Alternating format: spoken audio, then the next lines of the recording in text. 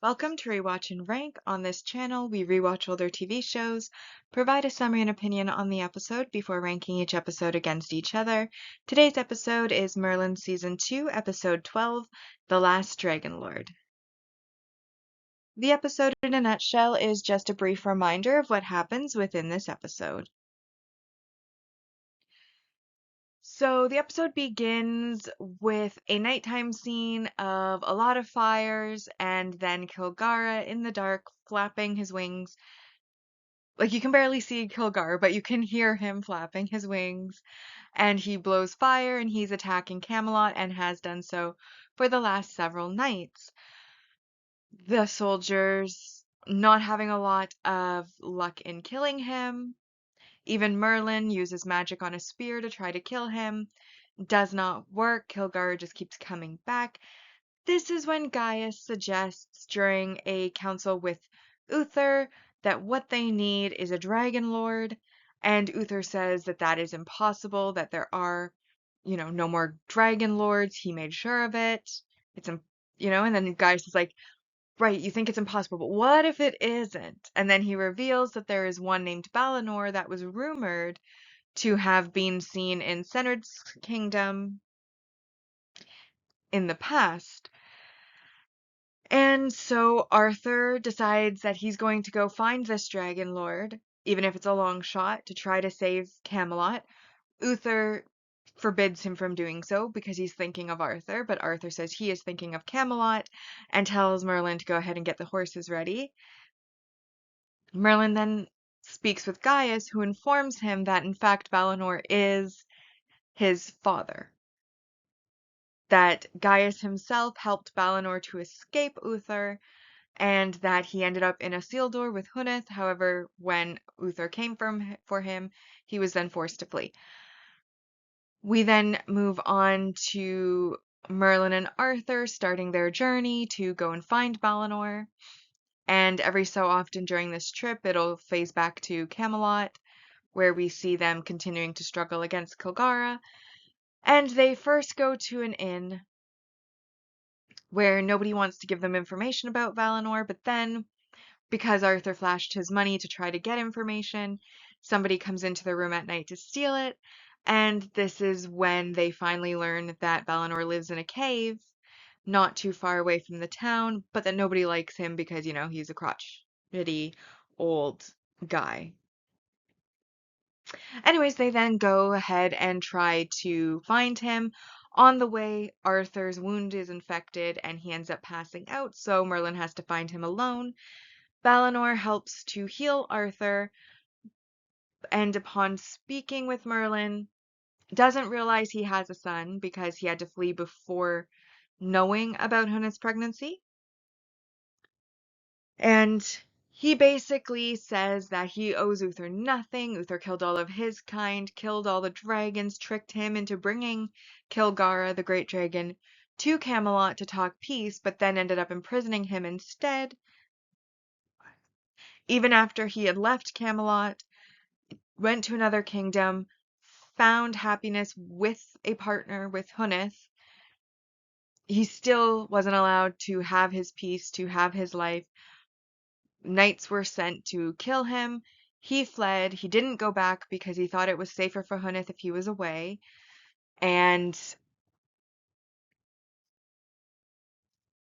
basically refuses to help Uther because Uther's done so much terrible things to him that he doesn't even really care about the innocents being killed. If Uther's gonna die by the dragon's hand, he's like, I understand how the dragon feels. Let him have his vengeance. And Merlin then brings up, no, and then, oh shoot, I can't remember the exact order. Whether Uther, like Arthur wakes up, speaks to Balinor, and thinks Balinor will change his mind, but then doesn't. Merlin, basically, as they're leaving, scolds Balinor, like talks about Gaius, how Gaius is still there. Gaius helped him. Gaius is in Camelot, and that he was hoping that when he found Balinor, he would be more like Gaius. And then he leaves all disappointed. However, this gets to Balinor, and so he ends up catching up with them basically saying that Merlin was right. There are some good people in Camelot, so he will help them. And Arthur promises him a reward, but he says that's not why he's doing it. We then have them kind of setting up camp. Merlin reveals that he's Balinor's son. Balinor carves him a dragon while telling him more about like what it is to be a dragon lord. And then, of course, Senrid's men attack, and within the attack, Balinor receives a fatal wound and basically, in his dying breath, gives Merlin some advice on the next time he meets the dragon, face him with strength. He's kin, he'll be a dragon lord. And Arthur and Merlin, both disappointed for different reasons, returns to Camelot, where he has to tell Uther that all of the last dragon lord has died and he's failed, and he and his men decide to make one last stand, and he, on a voluntary basis, brings those knights willing to die with him out into the wilderness before they leave, because Merlin, of course, is going to go with him. Gaius reveals to Merlin that the last time he faced Kilgara, he wasn't a dragon lord because the powers of a dragon lord pass from father to son, but only upon death of the father. And as last time Balinor was still alive, he wasn't a dragon lord. This time, though, things will be different. They ride up onto the hill, all dramatically, and of course, all of the knights are decimated. Arthur is knocked out, and Merlin is the last one awake. And he hears Valinor's voice telling him what he needs to do to like reach down, find that part of his soul that's brothers to Kilgara's because they are kin on the inside. That's what makes him a dragon lord. And then Merlin yells out with what we are to presume is dragon speech and stops Kilgara from being able to attack, picks up a spear, and basically, instead of killing Kilgara, which he could have done, he instead shows mercy and tells him to go away, never attack Camelot again. If he does, he actually will kill him. And Kilgara is impressed and says that Merlin has shown what he will become, and he then leaves, flying away, and Merlin, when Arthur wakes up, tells him that he dealt him a mortal blow before he passed out, and the dragon is gone. Arthur gets all happy about that, and then they return to Camelot together. Gwen greets Arthur, and then Merlin and Gaius knowing the truth, of course, comes over, congratulates Merlin, says he knows he can't compete with his father, and then Merlin says that he'll have to do, and they walk off all smiley.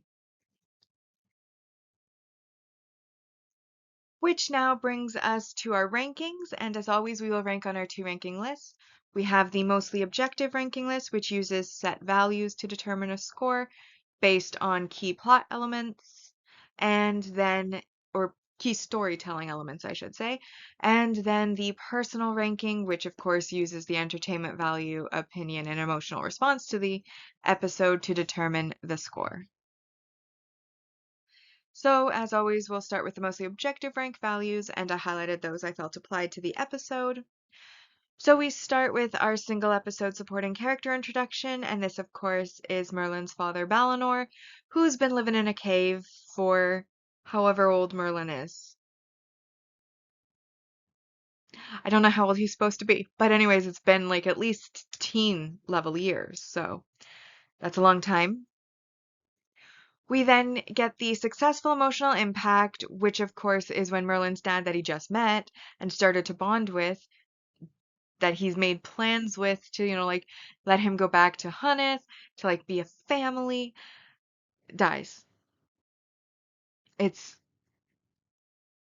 quite heart-wrenching, and of course, Merlin also is crying, but he's trying to hold it back because he can't let Arthur know, because of course if Arthur knows he's a dragon lord, then he'll end up killed by Uther, and so he has to try to hold in his grief while not letting Arthur see it, while he's like holding on to his father's hand who's just passed. It's very successfully emotional. And that's worth 3 points, so that brings us to 4 so far.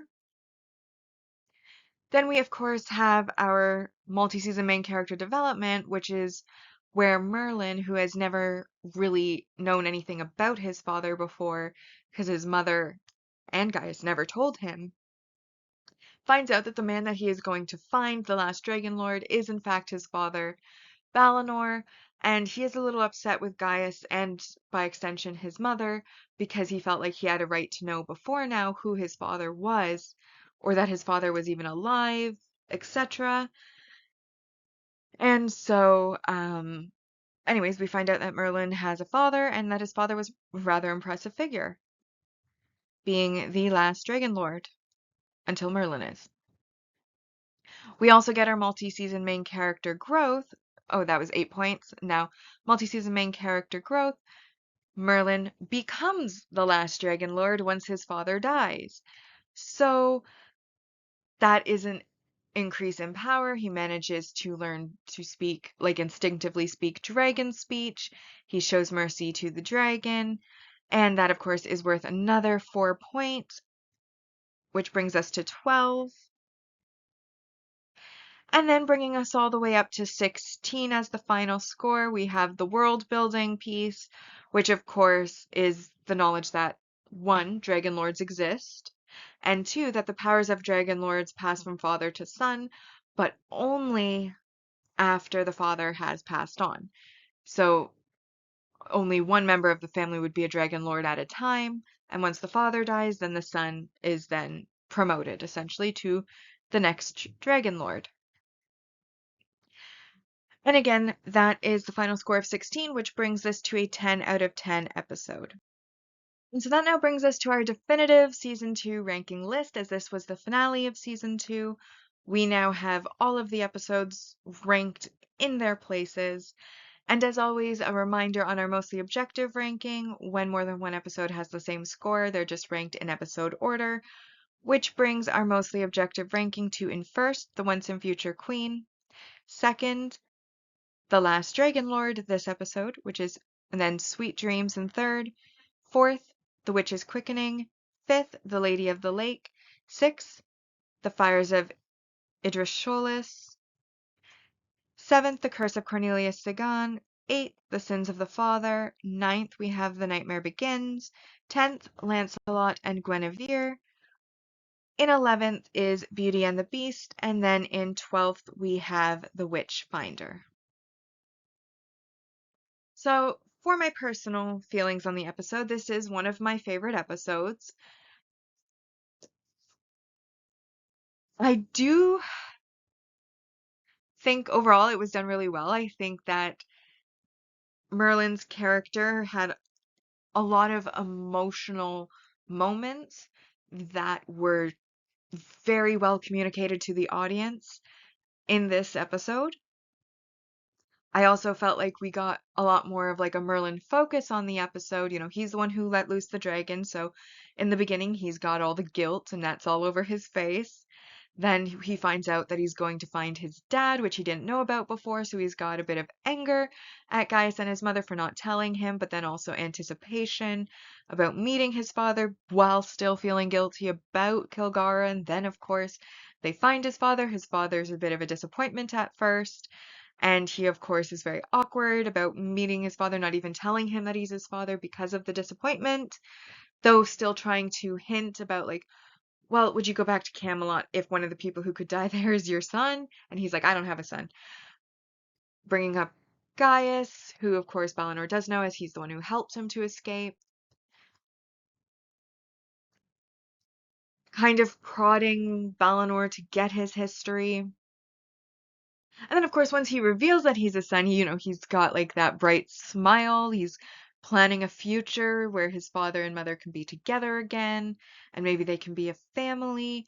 And then, of course, his father dies and he has to hide the tears. And then he gets to where they're explained, like where Arthur is reporting to Uther. Gaius looks over at him, and again, he has to like hold back his tears because it would look weird if he was crying so much, and that would give away their connection, which of course could then lead to his death. And then, oh goodness, so much. And then Of course, there's at the end where, he almost kills the dragon, but then the dragon appeals to him being that he is the last of his kind, and for whatever sins he's done, it's not worth the end of the great species. And so Merlin lets him go, once again, all teary-eyed. So there's a lot of emotional moments in this episode, and like I said, they're very well communicated to the audience.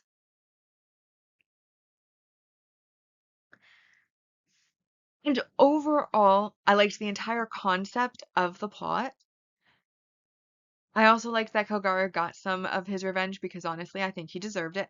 I do wish he had focused more on the castle rather than the lower town because honestly, the citizens were innocent. They had nothing to do with his capture. It was Uther's decisions, Uther's laws, Uther's knights, Uther's courtiers, Uther himself. So I really think Kilgara would have been better served fully targeting the castle and the castle alone, not where the citizens were, because killing the innocent was not okay. You should have killed the people who actually harmed you and deserved it to a certain extent. So, wasn't fun of that, but I do think that Kilgara did deserve to let off some steam. I mean, he's been locked in a cave for teen years. So, yeah, definitely think he deserved that. It is kind of a dark premise that the Dragon Lord abilities only pass from father to son after the father dies. In Merlin's case, that's tragic because Balinor as a character was so short-lived, only one episode, because they needed to make Merlin a Dragon Lord, and that could only happen by his father dying. So all of the plans that they were going to make, out the window. Though, given that they were making plans like that, they probably wouldn't have been able to live in Camelot, so Merlin would have then abandoned his destiny, so another reason why Balinor unfortunately had to pass on for plot purposes.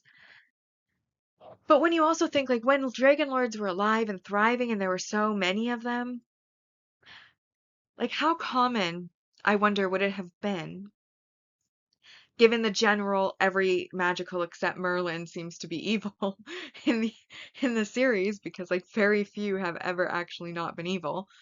I actually, like, apart from, like, some of the druids, I cannot think of one that has been portrayed in a good way. And with these, with that in mind, that most of them seem to actually be pretty evil or, willing to do bad things with their magic or for their magic, um, I wonder how many fathers died by their sons in order for the sons to get to be dragon lords. Because it's a pretty dark premise for more than one reason. Now, of course, we know Merlin would never, but just the very fact that that's the rule leads me to wonder, back in the day when they were thriving, how that ended up working out. I also felt a little bit of comedic pity for Arthur because he always gets the credit and like feels so good about himself having done something, been the hero, been the warrior.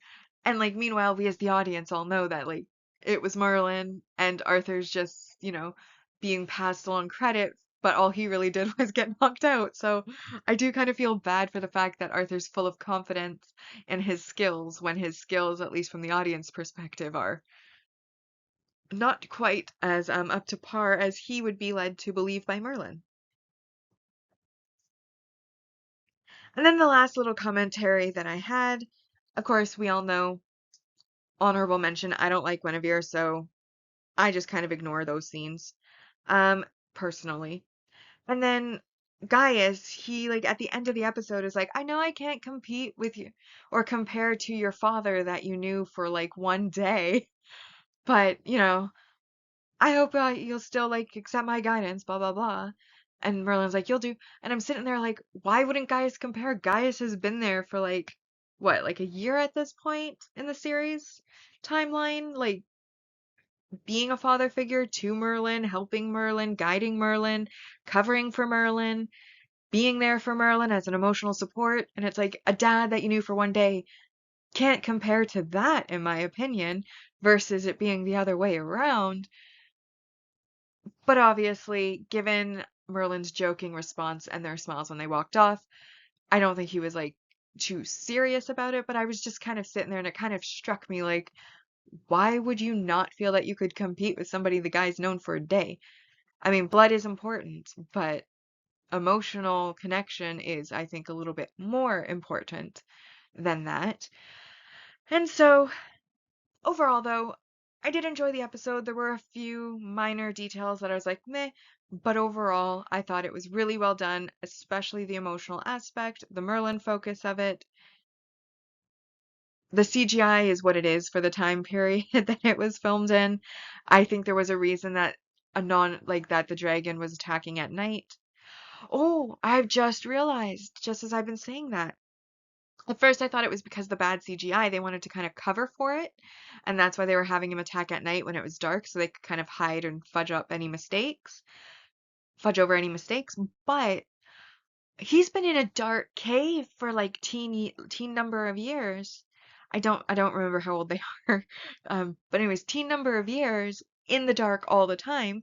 He's probably pretty sensitive to light. He's probably going to have to work towards getting back out during the daylight, and that's also probably why he's attacking at night and then flying off before morning, probably to go find like a natural cave or something so that he can become used to the light again. I did not consider that until just now, but now I do. I feel better about that. I'm not considering it a negative anymore. But either way, favorite episode of the season, 10 out of 10, the only 10 out of 10 of the season. And that brings our definitive personal ranking for season 2 to, in first place, The Last Dragon Lord. Second, The Lady of the Lake.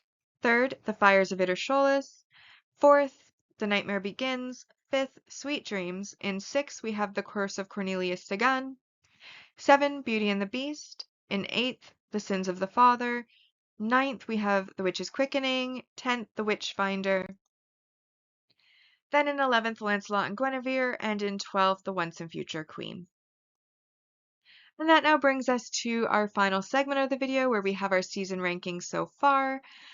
And we now have our official scores for season 2. And in both cases, season 2 has beat out season 1 as the better season. So season 2 on our monthly objective ended with 85 out of 120, making its final score 70.83%. And season 1 had ended at 69.23%, putting it into second place. Now, this was completely unplanned and completely surprising to me, and I'm very excited about the fact that my personal ranking, probably for the first time ever on a season, absolutely perfectly lined up with the objective ranking and is also 85 out of 120, which makes it on the personal ranking also 70.83%, which of course beats out the 66.92% of season 1, putting season 2 in first place. And with that, we've now rewatched and ranked Merlin Season 2, Episode 12, The Last Dragon Lord. Like and subscribe if you'd like to, and I'll see you in the next episode, which will be the first episode of Season 3.